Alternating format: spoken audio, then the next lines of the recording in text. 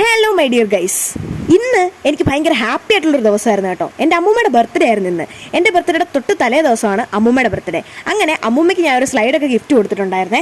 നമ്മളെ സ്നേഹിക്കുന്നവർക്ക് ചെറിയ ചെറിയ എന്തെങ്കിലും സമ്മാനങ്ങൾ കൊടുക്കുമ്പോൾ അവരുടെ മുഖത്ത് കാണുന്ന ആ ചിരി കാണുമ്പോൾ നമുക്ക് ഈ ലോകം കീഴടക്കിയ സന്തോഷമാണ് കേട്ടോ കിട്ടാൻ പോകുന്നത്. അങ്ങനെ അമ്മൂമ്മയ്ക്ക് ഇഷ്ടപ്പെട്ട ആ ഗിഫ്റ്റ് കൊടുത്തതിന് ശേഷം ഞാനും അമ്മയും കാത്തും കൂടെ ഒരു സിനിമ കാണാൻ വേണ്ടി പോവാണ് കേട്ടോ. ഏതാണ് സിനിമയെന്നല്ലേ? വാഴ 2.